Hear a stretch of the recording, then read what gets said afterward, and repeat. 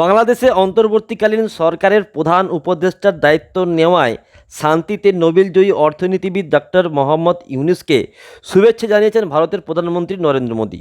আজ বৃহস্পতিবার রাতে নিজের ভেরিফাইড ফেসবুক ও এক্স অ্যাকাউন্টে করা পোস্টে শুভেচ্ছা জানান নরেন্দ্র মোদী। মোদী বলেন, প্রফেসর মোহাম্মদ ইউনূসকে নতুন দায়িত্ব গ্রহণের জন্য আমার শুভেচ্ছা। আমরা আশা করি হিন্দু ও অন্যান্য সংখ্যালঘু সম্প্রদায়ের নিরাপত্তা ও সুরক্ষা নিশ্চিত করে দ্রুত স্বাভাবিক অবস্থা ফিরে আসবে। তিনি আরও বলেন, শান্তি, নিরাপত্তা ও উন্নয়নের জন্য আমাদের উভয় দেশের জনগণের আশা আকাঙ্ক্ষা পূরণে ভারত বাংলাদেশের সঙ্গে কাজ করতে প্রতিশ্রুতিবদ্ধ। মোহাম্মদ ইউনূসকে শুভেচ্ছা জানিয়েছেন পশ্চিমবঙ্গের মুখ্যমন্ত্রী মমতা বন্দ্যোপাধ্যায়। মমতা বন্দ্যোপাধ্যায় তার এক্স হ্যান্ডেলে পোস্ট করে লিখেছেন, অধ্যাপক মোহাম্মদ ইউনূস সহ বাংলাদেশে যারা কার্যভার গ্রহণ করেছেন তাদের প্রতি আমার আন্তরিক অভিনন্দন ও শুভকামনা রইল। আশা করি তাদের সঙ্গে আমাদের সম্পর্ক আরও উন্নত হবে।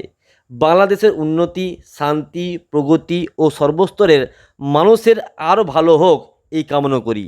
ওখানকার ছাত্র, যুব, শ্রমিক, কৃষক, মহিলা থেকে শুরু করে সকলের প্রতি আমার অনেক অনেক শুভেচ্ছা রইল। আশা করি খুব শীঘ্রই সংকট কেটে যাবে, শান্তি ফিরে আসবে। শান্তি ফিরে আসুক তোমার আমার এই ভালোবাসার ভুবনে। আমাদের প্রতিবেশী রাষ্ট্র ভালো থাকলে আমরাও ভালো থাকব।